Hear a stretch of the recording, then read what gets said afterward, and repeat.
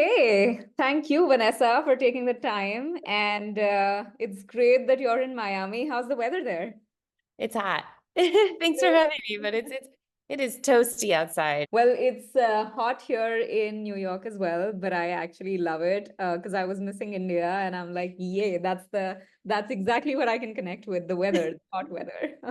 Hot and humid, that's right. Yes, absolutely. But Vanessa, you've had an incredible journey leading up to NEA and now, of course, at NEA. So how did you get here?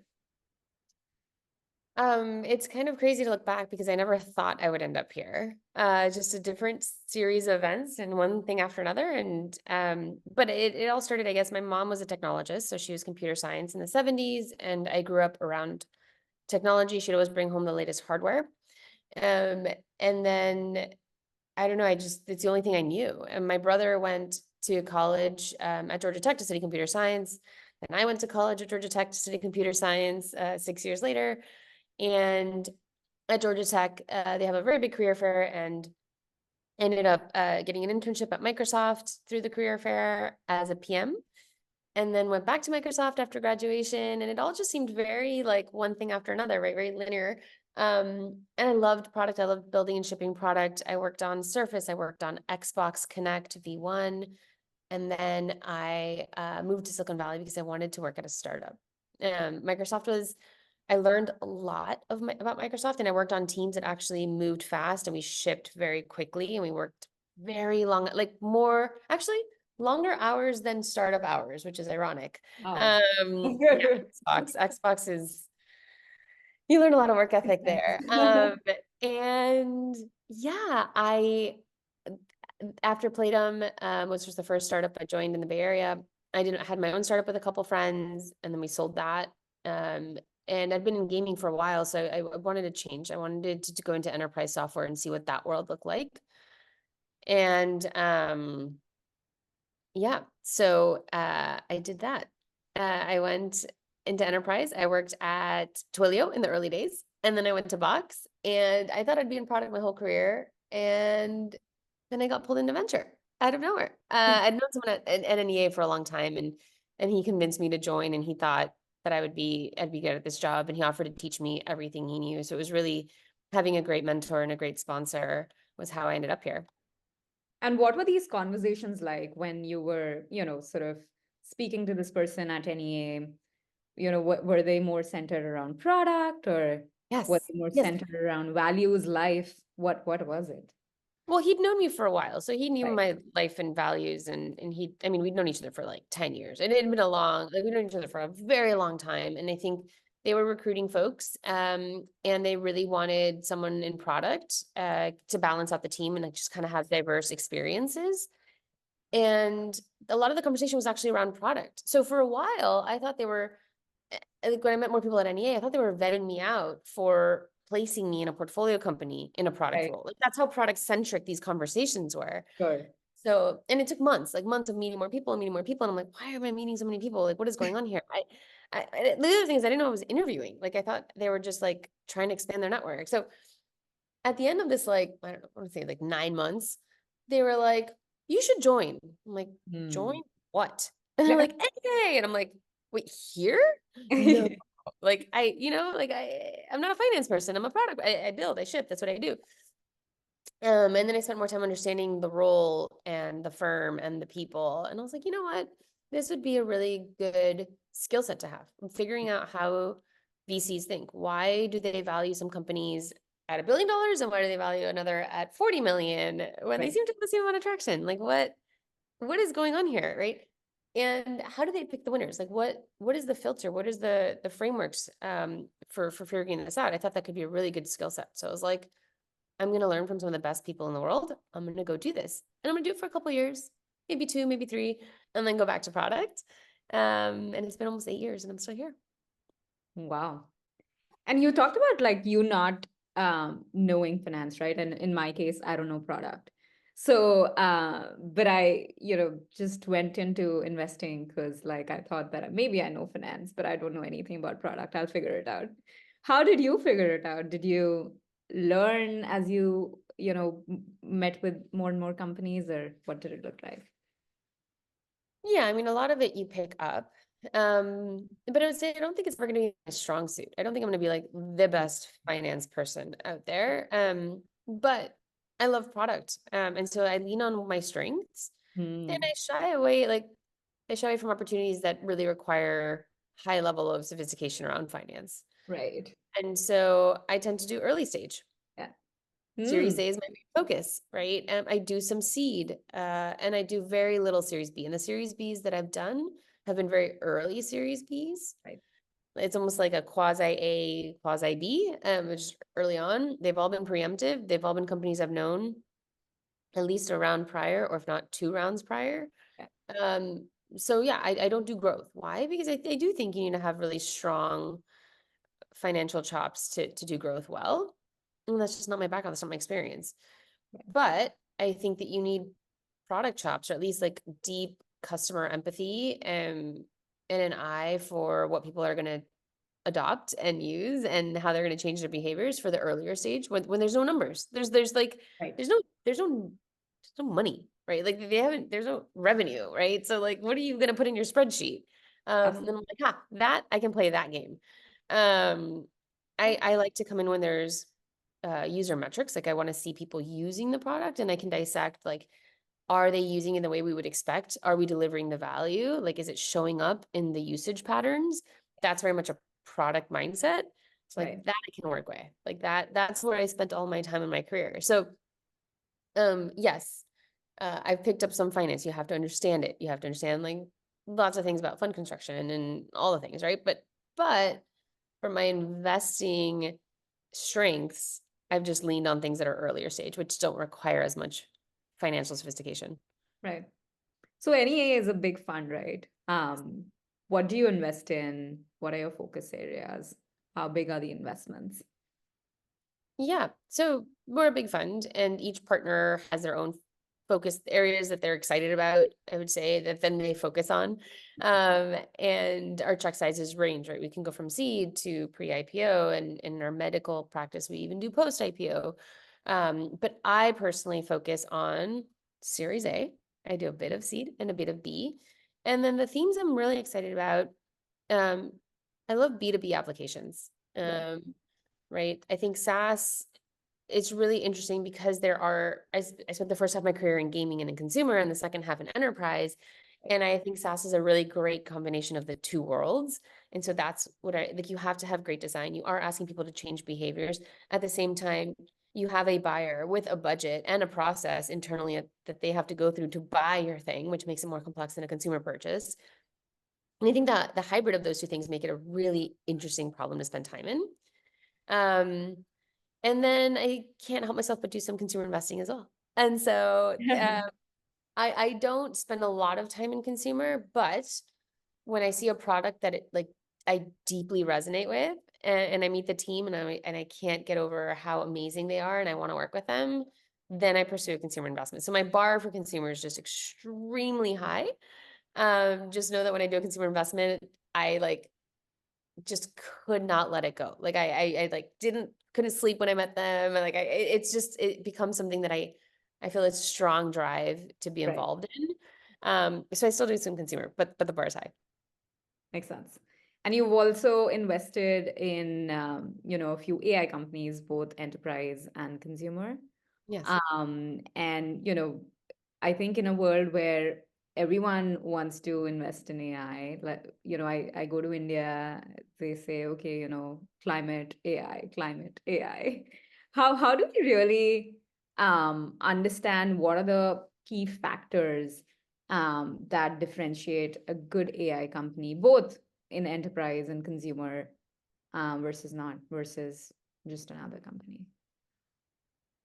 Yeah. Well, I'll start with the wave of AI is very exciting because it opens up a bunch of new ways of getting things done. It creates entirely new, it will be creating entirely new behaviors on how you accomplish tasks. And maybe there are tasks you no longer even have to accomplish because it accomplishes it Yeah, for you, right? right, So I'm very excited about that. On the other hand, I don't want to invest in AI. Like I don't want to be like, right, I want to invest in a company because it's AI. I want to invest in a company because it's solving a problem right, for a specific person or persona that is willing to spend money on it. And so it's funny because when people are like, we want to be AI, like we have to invest in AI, and we're like, we don't talk about that for cloud. We don't say like we have to invest in a cloud company. Right. It is the same thing. Or like we have to invest in a mobile company. It's just like, well, like that doesn't even make sense anymore. Right. So for me, it's like I really like this HR tech company or this sales tech company. It makes a lot of sense. Well, how are they building this amazing experience? They're using AI. Great. But I want to think about the fundamentals. What's the problem they're solving? Who are they solving it for? Why now? Like, why is this now the right way to do it? Or why is the customer ready today to switch to do it this way? Hmm. And then how big is the market? Like, it's just like Right. the basics. That Yeah. doesn't change for me. And I think there's just so much excitement around AI that everyone just wants to invest in AI. And I'm just not, I don't like investing in a technology. I like investing in like a solution to a Yeah. problem. You know what Yeah. I mean? Yeah. Absolutely. And so it seems to me like the focus on fundamentals is key to identifying a good company, and AI is a technology enabler to, that helps solve a particular problem. If you, and since you mentioned that you spend a large amount of time into, doing enterprise investing, if you are to look at an enterprise investing and sorry, investment, then what are the key, like if you are to look at top 2 or 3 indicators, what would be yours that you definitely go and look at if you are evaluating an investment opportunity in enterprise? Yeah. Well, I'd like to ask the founder, what problem are you solving? Mm. And then like, what's the value prop of your software? Is it the customer's going to save time? Are they going to save money? Are they going to be more efficient? Are they going to increase their TAM or their customer base? Or they're going to increase revenue? Like, what is the thing that you're trying to accomplish for your customer? And then how does that show up in the numbers? Mm. Right? So if you're like, we're making people more efficient, like, great. So does that mean they process more tickets? Does it mean they produce more content? Like, what does it mean? Like, just tell me like actually what it means. And then let's go look at your software and see if that's happening. So what I want to see is I want to see that value being delivered and I want it showing up in the numbers. I want to see if the users are actually cashing in on the promise Yeah. that you've made them. Yeah. That's like for me the key. And like once that's there, then I look in like, can you build a big business? Is the TAM big enough? Is this the right team? Like, but you can have a lot of things. And if your thesis on what you're trying to do is not interesting to your customer, it just makes it a lot harder for me to get excited. I think other people were like, I love this team. I don't care what they do, throw money. And I'm like, I do care what they do because we're going to be solving this problem for these people for like a decade. And Yeah. so, you know what I mean? Absolutely. So I just tend to be more product first. Right. And when the product's like, oh, I get it. Oh, this is so cool. I'm like, let's spend more time together as a team. Let's see if you and I can work together. And then Yeah. like, if that's awesome, I'm like, oh my God, you're the best. And this product's awesome. Let's make sure this can be big enough to Right. like have a venture outcome because I need to make sure it fits our business model too. Right. And then if all things are go, then we go. Yeah. And then between seed and Series A, since you also, I mean, you spend a lot of time on Series A, how long does the data, or rather, like like what is the duration of the data that you take, right? So if I'm looking at customer retention, for example, what, or does it vary data point by data point? What is the duration like between seed and Series A? It just depends. Because typically you're trying to prove something up between a seed and A. You Sure. either prove that customers are wanting to buy this, or you want to prove that you can get more than 2 customers, or you want to prove that they'll upsell, or you want to prove that it works, or you want to prove something between your seed and your Series A. Hmm. And I think that that's the thing you need to accomplish. For a lot of people, it's I want to prove that customers will pay for it, right? I want to prove that 10 customers will pay me 100K for it, or I want to prove that 100 customers will give me 10K for it. But like you want to show that there's a lot of people who really want this, or maybe you want your pipeline to be really diverse. Like there's always a couple things that investors are like, this is cool, but to value you at this price, you're going to need to show these things. And Hmm. so those teams are really targeting that. You have to remember that like at each round, there's a lot of risk, but you should be de-risking some areas of your business Yeah. with each subsequent round. Yeah, makes sense. For some teams, it's like, well, we have a proof of concept, we have customers, they're paying us, but I don't have a team, right? Like I have an outsourcing that built it all. So like I need to hire a CTO. I need to hire like a couple in-house engineers or designers. So like I need to build my team before I raise my A. Like I've seen all kinds of reasons why people are like waiting for their Series A. Yeah, makes sense. So there's no one way to build a company, is what I'm hearing. There isn't. It's so fascinating because I think you hear the stories of like two co-founders who went to Stanford. And I'm like, well, for every co-founders, like there's the solo founder who, didn't go to Harvard. They went somewhere else, but they built this cool thing and then they built a big following, or there's a celebrity who started a company, or there's so many permutations. And they're like, well, we don't have a technical co-founder, but we built this whole thing with contractors in India. And now we're ready to bring all of it in-house. And so like there's so many ways to build a company. Yeah, I agree. And then, you obviously have portfolio companies that are AI, that are using AI rather, to solve a problem. And I'm sure that they will be solving a problem for some of your portfolio companies again, or some of your, friends, companies, whatever, right? So what is the kind of productivity enhancement that you've seen for these customers that have used AI in some shape or form? The surprising thing to me was how quickly a lot of my portfolio companies adopted the co-pilots for development and like GitHub, right? I think that developers tend to be early adopters, right? Because they Yes. live in tech and they're very tech forward. And so a lot of developers adopted this. And so we've seen a pretty big lift in productivity on the engineering front, which Mm. is critical for startups. Like you need to ship, and the more you ship, the more you learn, the more you learn, the more you iterate, the closer you get to where you're trying to go. Yeah. So the most exciting thing is that on the engineering front, we've seen a huge boost in productivity there. So I would say that's like the most common thing I've seen across portfolio companies. But then we've seen things like for data entry, they'll use like a widget that's AI, or for creating, for their content, they'll use editors that will clean up some of their content. They'll use image generation to put a custom image with their blog post, right? Like it's sprinkled in kind of everywhere, but the one thing I've seen like more end-to-end workflow has been on the engineering front. Hmm. And are you also seeing a change in composition of teams? Because then, so for example, when I was thinking about growing a team for my podcast, I was thinking to get, folks for doing some social media creatives, because I realized that I'm really bad at it. So how do you sort of make creatives, make use of AI, and how many members do you even need, right? So are you seeing any change in composition of teams altogether for some of these companies, and how is it impacting, things like pricing or things like time and stuff like that?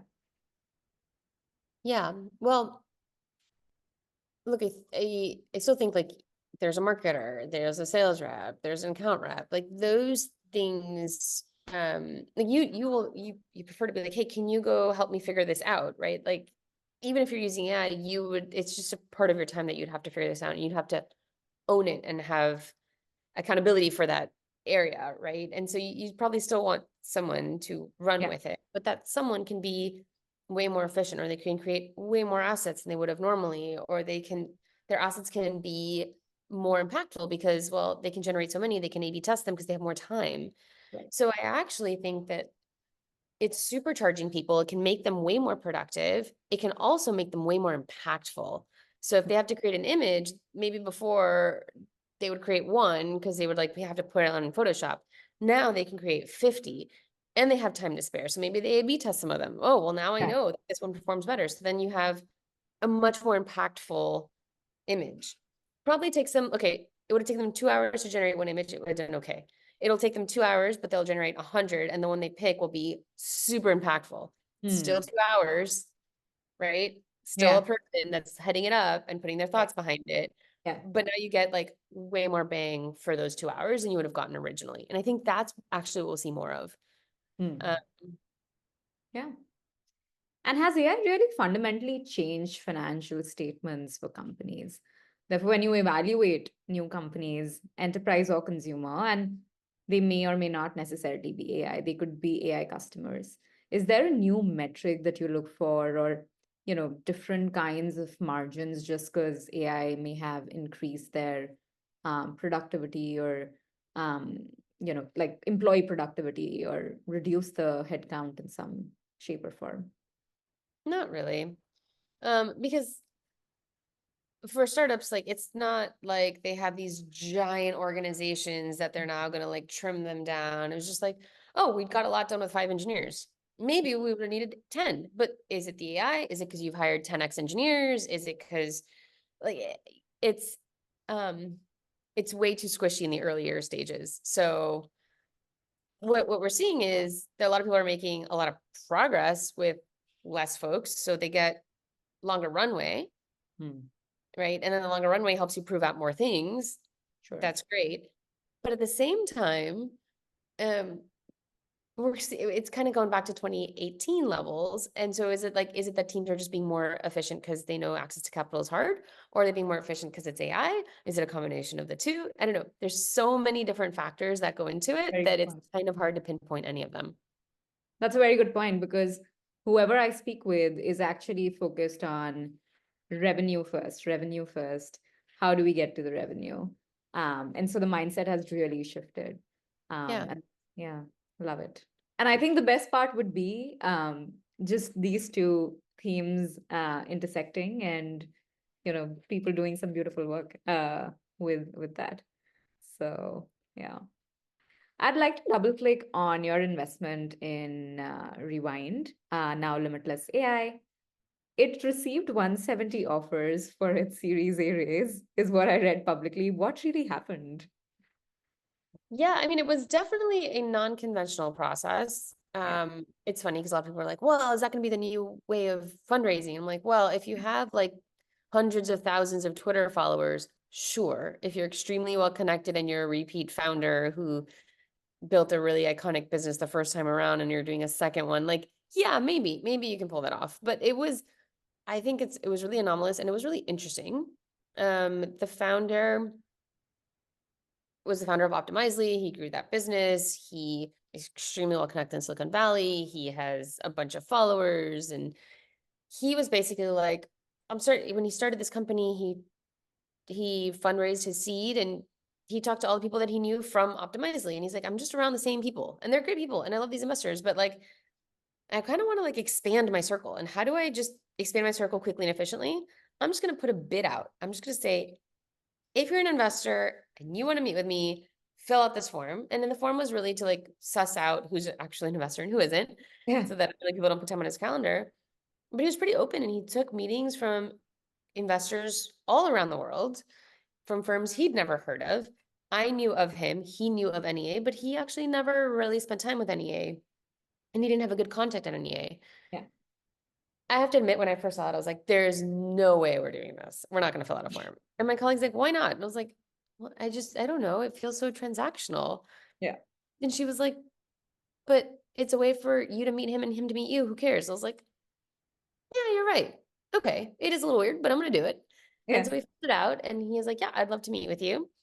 And so we met and I was very skeptical. And I started asking questions and he was asking me questions like, whoa, he's really thoughtful. And this is actually like really interesting. And I was like, I didn't expect to like it, but maybe we should spend more time together. Let me just digest some of this stuff, play around with the product more, and come up with more questions for you. And so we did. But the truth is, we ended up spending a lot of time together. Right. And because it was such a public fundraise, I was like, our diligence. I mean, we have to look at everything because Yeah. if this goes south or if this isn't real, we're gonna look like idiots very publicly too, you Yeah. know? So it's like we've got to spend a lot of time just looking at everything and making sure we really want to do this. Um, and so we did. It was a longer process than what people think it was. We spent a lot of time together. We have a colleague in Denver also who spent a lot of time with him in person. So yeah, and at the end of the day, we spent a lot of time talking about our own values, to your point of like values and motivations and like, do we want to work together and how do we think about things? And he made a very thoughtful, conscious decision to go with us. And we weren't the highest term sheet, and he's been very public about that, but he Yeah. felt like we'd be the best partners. And I'm just very, and the idea is crazy, and some people think it's creepy, and some people think it's cool, and I think it's cool, and I don't know where this goes, but I think it's an interesting enough idea. It's not incremental. It's not like, Right. oh, I'm a CRM, but with AI, or I'm this, but slightly different. It's just like, this is something that it's its own thing. No category, no Yeah. line item budget for it. It's just Yeah. a brand new idea that is possible because of the technology we have today. Right. And here's the problem it solves.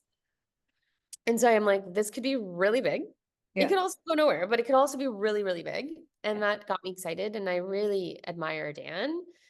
And yeah, that's how it all kind of came together. But it was one of the weirder processes to be. And it was nervous because there were so many eyeballs on it. So I was like, I really need to make sure we've done all of our diligence and we've done all of our work and we Yeah. can stand behind this decision. And how long did it take between your first conversation to closing the round?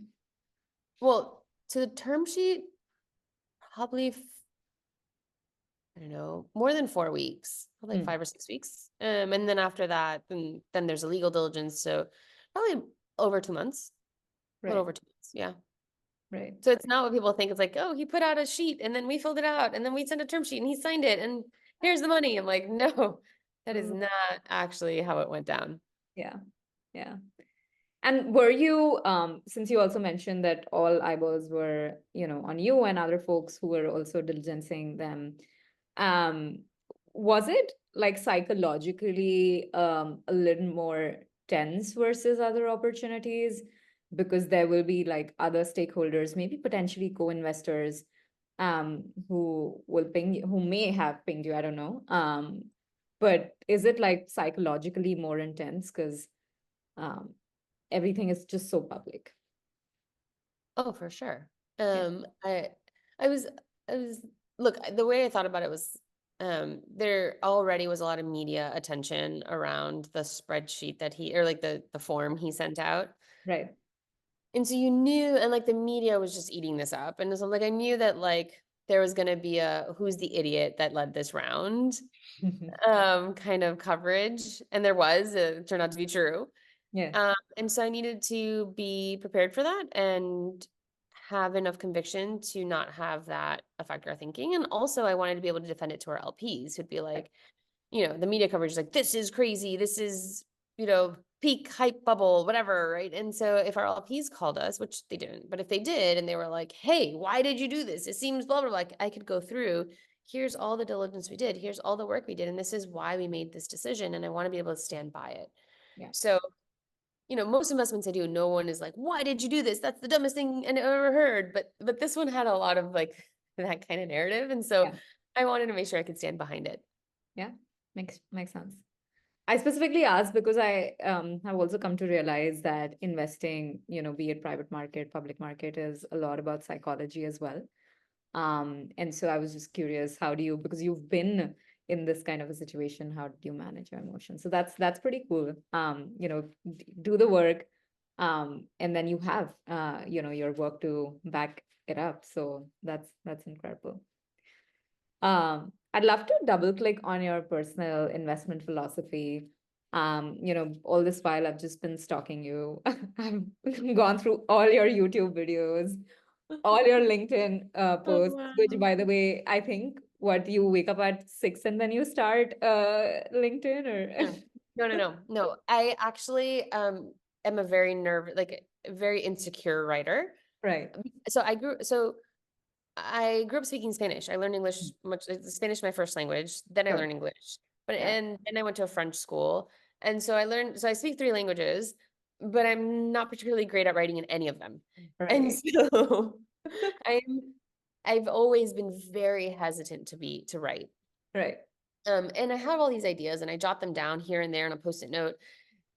And then I just like, and I'll tell my team about them and we'll talk about them on Fridays, but I never put it out there. And then when I was realizing was months after other people have those ideas, because in venture, everyone's seeing the same things, everyone's reading the same Yeah. things. So it's not crazy for everyone to have the same ideas. Right. But 6 or 8 months later, someone else would post about it and was like, wow, what an interesting idea. And I'm like, wait, I had that idea like 8 months ago. And that happened a bunch last year. And I was like, okay, I do have good ideas. as evidenced by other people having them and getting a lot of like praise Right. for. Yeah, I just need to get it out in the world. absolutely. And so what I've started doing is I just put together a Google Doc with all of these ideas and write-ups. It gets cleaned up. So because my first pass at it is not that like not that well Yeah. written, not that clear. And then I put it in a scheduler so that it just Mhm. posts for me every Oh, other day at 7 a.m. Pacific time, 8 a.m. Eastern, or 10 a.m. Eastern. right. And that way, like if I'm not the one that has to hit the like post button, because I will chicken out. I'll be like, no, this is weird. Or maybe it's Maybe cringe. not. Maybe people think it's dumb. Like I start self-doubting, right? So if it's just like it's in the background, it's going out, I have no control over it, it gets out the door. Right. And so that's how I've overcome this like fear of putting myself and my thoughts out there is just like put it in and I'll put in like 10 at a time. So Right. just like auto posts for Yeah. like 2 weeks and then it's just good. Yeah. Because I Um, was going through them and I was like, wow, this is consistency at another level, you know? no. I jot all of them down. And I'll have like random ideas and I'll text myself the idea or I'll Slack it to my own channel and like they're everywhere. And then I'll sit down and like try to organize it all about once a month. Right. Makes sense. Cool. So, coming back to your investment philosophy, you also mentioned in one of your podcasts that when you are evaluating a company, one of the factors is also IPO prospect. That is an important factor when considering an opportunity. And in today's environment, where I was just reading somewhere that in the last 2 decades, the number of companies that have sort of gone public has come down by 40%. So, how do you think about exits and portfolio construction in this environment when you evaluate a company? Yeah. Well, even though the IPO, the volume of IPO or the number of companies is down some big percentage, it's because the bar to go public is higher. And that's not Hmm. necessarily a bad thing, I think, it's debatable, I guess, for public investors. But they're just IPOing before you could IPO at like a 400, $500 million market cap. Like you can't do that. Even $1 billion market. Like before it was like, well, at $1 billion market cap, you can IPO.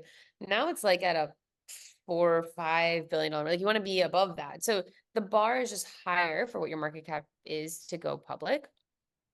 Um, so for us, like a $500 million public is still not like I need to know that you're going to be either sold or IPO. So when I think IPO, I just really mean like you're going to have some valuation or market cap or exit at $4 or $5 billion. Like Yeah. that's kind of the thinking. Right. Um, and it's really important because our fund size is so big, and so we need these big outcomes Right. in order to be able to return our fund, right? And so a lot of big funds, that's kind of their filter. Um, but yeah, it's truly to make the fund's math work. You need to have big exits, and so, but the exits are getting bigger and bigger, and they're less frequent than they used to be. But these sizes are becoming more frequent, so that's all really positive. I think what I'm really waiting to see is the M&A market because yes, the IPO Mm. prospect's important, but if you don't quite get there, you still want a big M&A outcome. And that right now, I think is the bigger question of like, what's that going to look like with all the regulatory headwinds that we're having in tech? Yeah, makes sense. I think one of the things that's not so talked about is just your relationships with bankers, right? So when it comes to evaluating exit opportunities, I'm not sure how you go about interacting with bankers and then founders at the same time and communicating and understanding what the exit possibilities could look like. Um, I think I'm pretty curious because we have a certain way in India, but would love to know. And I've been a banker in the US as well, but curious to hear, your point of view. Yeah. So we don't like bring in bankers to help us decide to make an investment. We're like, hey, banker, come here and tell me what are our prospects at exit? Like we're just so far away. Like when I'm doing A's, like a banker will look at this, there's no numbers. What am I supposed to do here? What spreadsheet do I build? Right. So no, they don't come in the early. Typically there's three scenarios. One, you're preparing to IPO, so then you do like a big banker selection. And at the time that the companies are worth 2, 3, 4 billion, the bankers start swarming. Like, hey, let's go to a soccer game, founder. Not me. I don't get Yeah. invited. Founder, we have this free jet to take you, blah, blah, blah, right? Like they start getting courted. And then, they're like, oh, this is great. But also I'm gonna run a process and pick the best banker for my IPO. So they start lining up like 3-ish years prior to IPO, and then there's this bake off, and then we left or right, pick the whole banking Yeah. group, and then they do their thing. So that's like the ideal case. That's like what you hope for. Then there's the next case, which is there's an acquirer who's like, I want that company. And so they'll reach out and be like, we want to buy this. And then sometimes we're like, I don't know if this is real or not. We tinker up. But when it's coming together, then we'll have a banker who can help the team negotiate all the terms and put the best foot forward. And they do all the benchmarks and all the things. So they'll help run the process on their end because someone wants to buy us. And sometimes they'll try to go get other bidders quickly to see like, Yeah. is there like an angle, right? So it's great to bring in a banker when there's a like strong pull from a potential acquirer. Right. The less exciting case is it's so then there's a fire sale. But before that, there's we've been growing 2x year over year. The competitive pressure is really mounting a lot. We have these great partnerships with potential people that could potentially acquire us. We should just run a process. Like Mm. this is just gonna like just grow like this forever and ever and ever. The team's tired. The investors are like, the IRR is dropping every year on what the outcome will be because we're not Yeah. growing fast enough. And it's gonna be really hard to do the next fundraise. Let's sell. Right. And so, but the company is healthy, it has a good balance sheet, it has at least a year and a half of runway, but we can see that this is just like not gonna inflect. Then we run a process, we try to get bidders to help us sell. Then there's the fires. The worst case is fire sale, which is like, it's not working. We have built something cool, but it's not at scale or whatnot. And it's like, let's hire a banker and let's try land. We call it land the plane. Let's try to land the team in a good company where they have a good outcome. Let's try to get some of our money back if possible, or let's pay off the debt if possible. And so at that point, we just try to place the company in a home. And it's more about making sure that the team and the founders feel good and taken care of than it is about really returning capital at that point for us. Yeah. I think the other thing about your investment philosophy, which I believe could be a bit different, is you've been on an operator, before joining NEA, and in diverse companies, right? In consumer, in enterprise. And so do you believe that folks with diverse experiences, both personal and professional, tend to be better investors? Honestly, I don't know what it takes to be a great investor. Is truth. The truth is that like first of all, you don't know who's a great investor for like 2 decades. And then when you find out by the time they're proven that they're like a phenomenal investor, they're like, well, I'm getting retired. So like it's a big giant question mark for like 20 years. And then when you're like, boom, you're it. They're like, great, I'm out. And you're like, what happened? Um, and so it's a little hard, but I would say that the investors I've admired all have like really interesting upbringings. They've all had some struggles in their life. But can they come from finance? Yes. Can they come from operating? Sure. And so I think diverse perspective is interesting. The problem is that here's the thing, and let's just say like mathematically, if everyone has the same exact background and very similar, they all went to the same colleges, they all had kind of similar upbringing, like if everyone's kind of the same, mathematically it doesn't work because Yeah. that means very likely they're all going to like the same companies. And we all know what happens when all VCs like the same companies, the price goes up.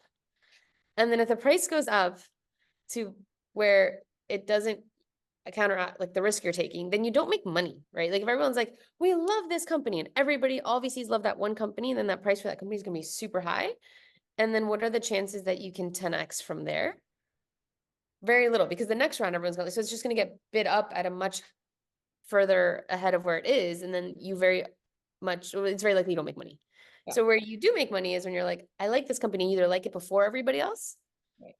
or you like something that everybody else is like, I don't get it. And that's where you're like, oh, the contrarian thing or blah, blah, blah. Yes, it's because if you see it first, or you believe in it first, or you see something no one else sees, then you get to capture that value on the upside. Yeah. So by definition, you will likely be a better investor if you see things in ways that other people don't, because hopefully that means that you'll find the thing before anyone else. Yeah. And how do you, of course, like contrarian thinking and doing it first definitely helps in investing. Um, but knowing that you have contrarian thinking and then just going ahead with it, what does it really take? Because it can be scary. Very scary. Very scary. It's so scary that the funny part is a lot of VCs and founders will tell you this. Getting the first term sheet super hard. Getting that first VC to be like, here's a term sheet I believe and nobody else believes, and I feel okay with that. And then they're like, oh, after I got my first term sheet, I got like 6 others. And it's like, yeah, yeah.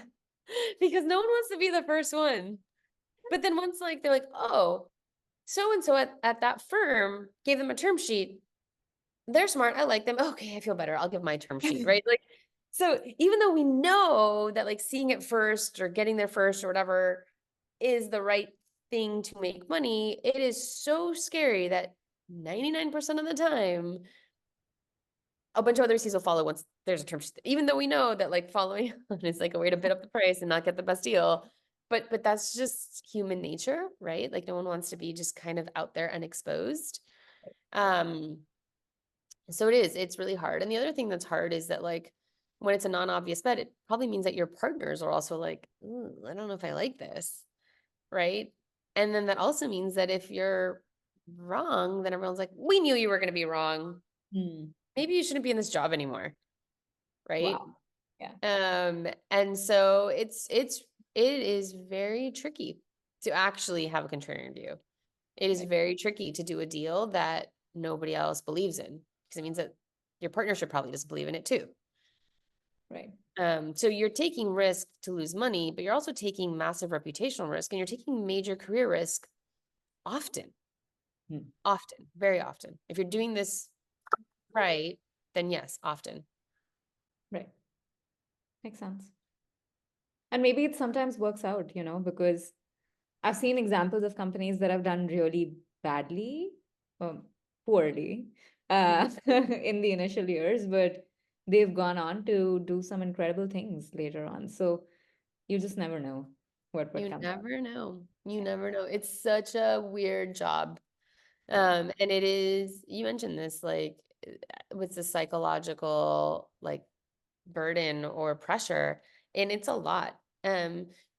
For things like Limitless, which are, everyone's going to make fun of it in the media or whatever, right? Or make fun of you, not them, but you, for doing the deal. That's one. But then there's the, am I taking enough risk? Am I not taking enough risk? Or there's this company's great and then it's not doing well, and then your partnership's like, and then you have to live with that until it does really well again. And so it's I don't know, I joke with my friends, I'm like, it is a psychological and emotional marathon where you're like tested every day, and it's just about enduring. It's like tons of emotions, and you just have to like shove them in and stay focused. Like stay focused on like, what is the thing that I need to do to help the company? What does the founder need from me? Let me deliver on that. And like, it's going to do what it's going to do, right? Just, you have to make sure you're doing your job, help them do their job, and then the outcome is the outcome, and you'll just have to live with it. But there's no point in being nervous or doing anything that's unnatural or putting additional pressure on founders or teams. Like that is counterproductive. So it's a lot of checking your own emotions and like, am I doing this because I'm scared or I'm nervous, or is it about me, or is it really something I should be doing or telling the founder about to help them? And there's like this constant like check yourself on that, Right. Yeah. Interesting. I especially think, now where like everything, like the last 2 years have been hard on everybody. yeah. So there's been Yeah. a lot more of that in 2022 and 2023 than there was in like all the years prior, where everything was up and to the right. Yeah. Yeah. The other thing that's very interesting is that you're currently on boards of several companies. Um, I think what'd be interesting to know is that what have been the most rewarding and probably the most challenging times during your board roles thus far? Anything specific that you can think about? Yeah, so I am a huge fangirl of all the companies that I'm on the board of. I feel so deeply personally invested in them. And so when there's even a small one, like we did this fundraise and we were worried about it and it turned out to be great. We're like, yes, it feels great. Like I'm so excited. Um, or we just landed this big account, or we saved an account that was going to churn to our biggest competitor, and we were like pins and needles for like 4 months, and we landed it. One of my portfolios, there was this deal we've been working on for like 6 months. It was going to happen, and then it wasn't going to happen, and then it was going to happen, and then it wasn't, and then it came in, and it was bigger than we thought, and we landed it. We're like, yes, you know what I mean? Yeah. And that was not too long ago. It's been really cool.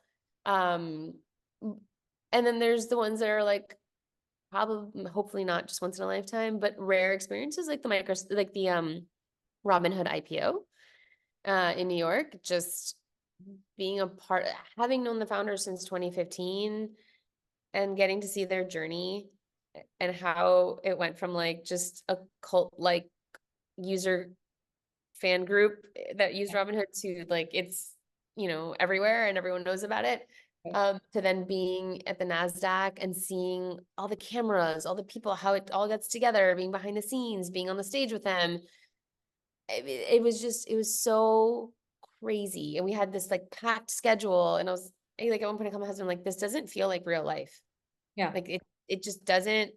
I am being like, you gotta be here, we gotta be there, we gotta be, and then just all these people and cameras, and it just feels like a dream. And then I got back home and I was like, I need to look through my pictures. Like it didn't feel like it really happened.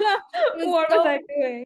it was so, so cool to see it for the founders and their families and the employees and their families. And it was surreal. It was such a cool experience. So everything from like, we raised our Series A after our seed, or we landed Yeah. our first big customer, Right. to we're at the NASDAQ, we're pressing the button, and everyone's cheering. Right. Yeah. Yeah. Makes sense. And then what is the role of, I mean, I just want to understand because, you were with Robinhood, you were a board observer, you said you've been in touch since 2015. And so how has the role evolved, right? From a small company to now a company that has IPO'd. And I mean, what is the interaction between the founder and board like, and how does it change both in terms of frequency and intensity, if at all?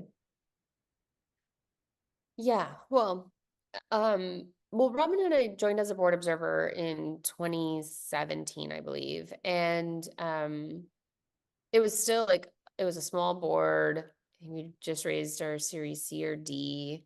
Mm. Um, it was very like the board meetings we went through a lot. We had a lot of conversations. Um, but I would say it was just more organic, and we were just digging into different topics, and it felt more like, well, what's happening here? And it was a smaller executive team. Really, I mean, I think the first board meeting was just like the founders, maybe the COO sometimes. We had no CFO, no consistent marketing person. The head of HR who joined later on started coming to the board meetings, but it was tiny. It was basically like Vlad Beju and like a couple board members. To towards the end, in the end for me, because board observers come off at IPO. Sure.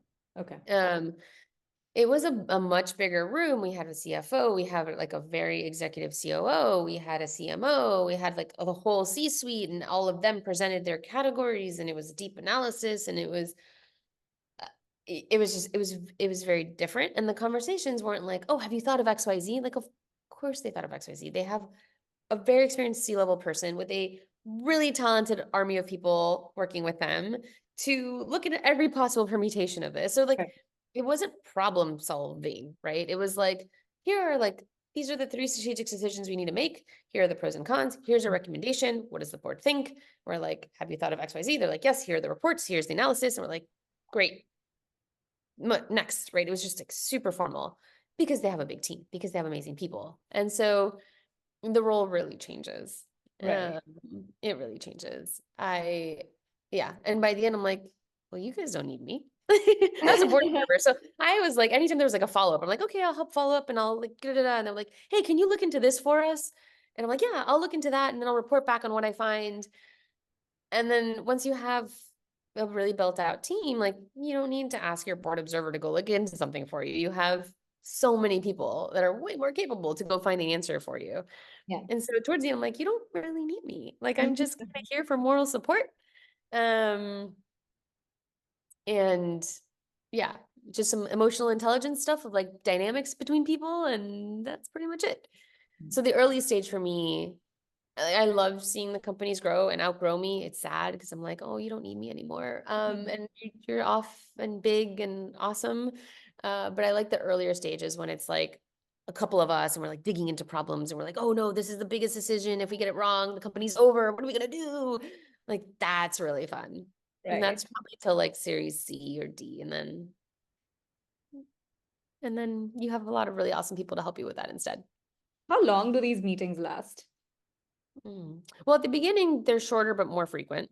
Right. Again, you don't have like teams of, it's just the founder presenting the whole thing. Right. So sometimes it's like uh, some of the companies had board meetings like every 6 weeks early on. We don't do that after the pandemic, but it's every 8 weeks Wow. early on. But it's like, here's the pipeline or this customer churned and we like, this is the reason. And should we pivot or should we add this or should we change focus? Should we go up market? Should we go down market? Right? Like all of these questions because they're iterating a lot and they're getting all these signals and they have to be making all these micro decisions, some of which are really important. We also have less like runway, right? So we have to like Yeah. figure out the thing for the next Very fundraise. fun. So things are just moving really fast. So we talk a lot more often. So they're like hour and a half, maybe 2 hours, maybe 2 hours. Right. But I would say it's more like hour and a half. Um, Once they're much bigger and they have bigger teams, then like each functional leader presents the Mm. state of their area and the big initiatives and how and like the bets they're going to make. And Yeah. we spend a lot of time with finance going through like all the financial metrics and all of that. And so though the bigger later stage board meetings are like 3 hours. Some of the I think a Robinhood board meeting we had towards the IPO might have been like 5 hours. Wow. So they can get really long. Wow. So you pack your lunch to board meetings, maybe. They sometimes they bring lunch. Oh, Sometimes they're catering lunch. okay. But yeah. I because like it's hard for me to sit for that long. Like I'll bring some like energy bar. Yeah, I'm just like, it's like a marathon. It's like a mental marathon. I'm like, you need my energy bar on the side. makes sense. Um, One thing that was incredible to hear, I'm very scared of horses, by the way. And you've had one for how long now? So I had one horse in my life for 22 years. Like he was my childhood horse. He went to college with me. He went to my internship with me, and then he went back to full time with me to Microsoft. And he passed away right before I got pregnant with my first son, Hmm. which was about 7 years ago. And then and then I thought I was like done riding. I thought like for me, he was like a big pet. I loved him to pieces. I rode because I wanted to spend time with this, like my fur baby, my very, very big fur baby. Yeah. So once he passed away, I was like, okay, I'm done riding. I'm gonna go pick up a more practical sport like yoga or Pilates, right? And I was like, this is not doing it for me. Like Mm, it's not at first it's like indoors and I need to be outside. Like the barn is so nice because it's outside and super spacious. You can look out beyond the hills as far as your eye can see, and it's just big, right? Land and outside and fresh air. And I was like, and I don't have an emotional connection to anyone. Like I'm in the Pilates, you're not hanging out with people. You're not like, yeah.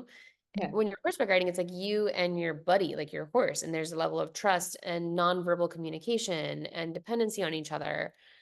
And that like was so emotionally fulfilling for me. And so I was like, yeah, I feel like pretty empty inside with these other sports. Like I don't get it. So like, well, maybe I'll go and like ride a few other horses and just like help out, maybe teach some kids to ride.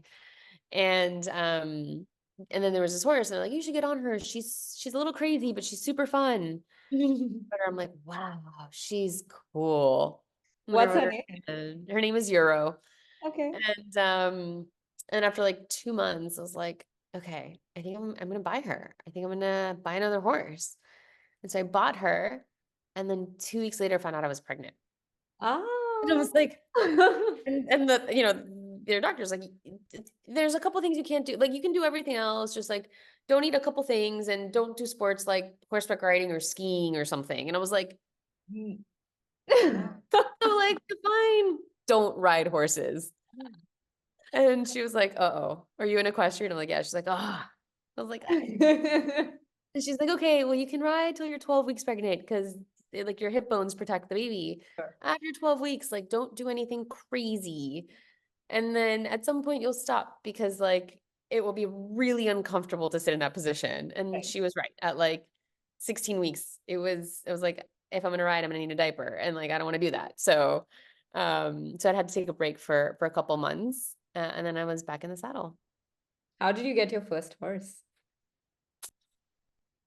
Oh man, it's funny because my mom does not like horses or animals. But my dad took me on a trail ride. I loved like ponies, like any little kid loves ponies.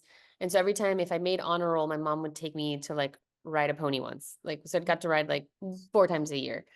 And then one time they were like, well, I was like, I want a lesson. Like I don't want to trail ride. I want a lesson. So we went to this barn and I got a lesson. And then they were like, why don't you come back next Saturday? And I'm like, I would love to.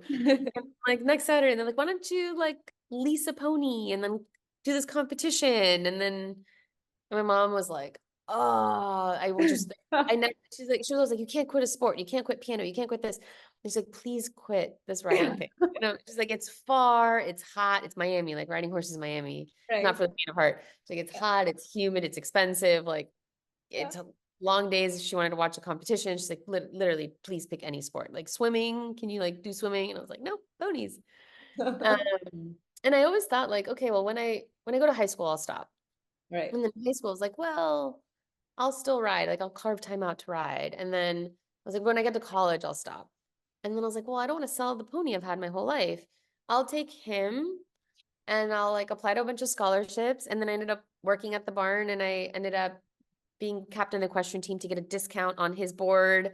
So Oh, like made everything wow. kind of work so I could afford it. So my mom was like, I'm not paying for a horse to go to college. Like I draw the line at college. Like it's done. This is over. I was like, I can make it work, I think. And fun fact, actually, I chose computer science because it was the highest paying major out of undergrad. Right. And I was doing the math and I was like, if I want to keep paying for my horse, I need to make this amount of money post graduation. Right. And so, because like maybe Chemie, maybe CS, and I was like, well, CS pays better and I don't need a master's and I can keep my horse. That was like a big That's part of my perfect. equation. Yeah. Like, I got to keep my horse. Like, I know it looks like I'm studying CS. Wow. And see what a career you've made. So it definitely You pays. know, it all full circle. So good thing I didn't quit riding horses when I was, a teenager. Yeah. So I think one thing is very interesting about what you said in one of your podcast interviews. You mentioned that you're afraid of failure. And as a Mhm. leader, when interacting with your team at NEA, or even, you're a team member at your home with your family, what do you tell them about failure? So I think it's more nuanced than failure, full stop. I think I'm afraid of like preventable failure, right? Like failure because I didn't follow up or because I didn't work hard or because I wasn't focused on something or because I cut corners, like failure that was preventable because it was within my control. That's what I'm afraid of, right? I'm afraid of letting people down, of like, I didn't pull my weight, I didn't do what I was supposed to do, and therefore we failed. I think you learn most from failures. You learn a lot from failure, but I want it to be the unpreventable kind, the kind that Yeah. like things happened or it was the wrong market and there was no way for us to know it unless we tried. Yeah. Right. And so like I want my son to try out for a sport. It may be really hard to get onto that team and maybe he'll fail, but like that's like pretty unpreventable failure. And so those things I'm okay with. And I think you need to be okay with it because you have to take risks, especially in venture. If you're going to be a VC, the job is to take risk every single day. And so, am I afraid that my investments aren't going to work out? Sure, I don't want to not return capital to my LPs. But if I did all of the work and I believe in the logic and I believe that like we made the right decision, then if it doesn't work, I'm okay with that. We took the risk. I'm supposed to be taking the risks. Fine. But writing a check willy-nilly, not doing my diligence, and then it fails, like that's preventable, like somewhat preventable failure. And like, I'm not okay with that. So I think you have to think about it that way. And if Yeah. you're not failing at all, then you're not taking enough risk. And that's kind of Right. it's failure in its own right, right? That's not doing yourself any justice. And how many failures are too many failures, right? When ideally when you fail, you've learned a lot of like you dissect it, you spend some time with it, digest it. It hurts. It's kind of like a breakup. What happened? Do like a post-mortem on it, be okay, heal as much as you can before you jump into the next thing. You don't want like a quick rebound, right? You want to like really think through what you're going to do differently this time. Yeah. If it fails again, then like again, what are the things I learned from this one that I didn't see from the last one?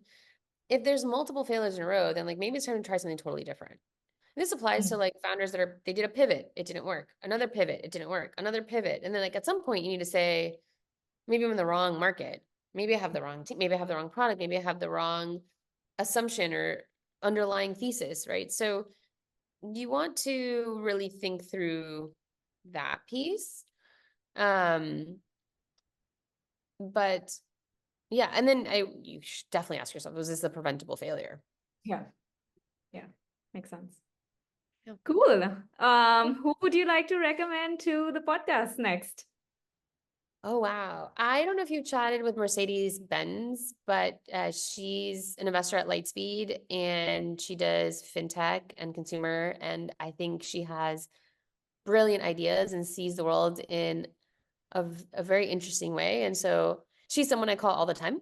And I'm Oh. like, what do you think about this like potential next wave of fintech? And she's like, interesting, but have you thought about these things? I'm like, oh, that's also a really good point. So she's one that I think the world of her. Yeah, absolutely. Well, thank you so much for taking the time. I have had a great chat with you, and I feel so lucky to have known you as a Having person. me. So thanks for taking the time. That soon. Bye.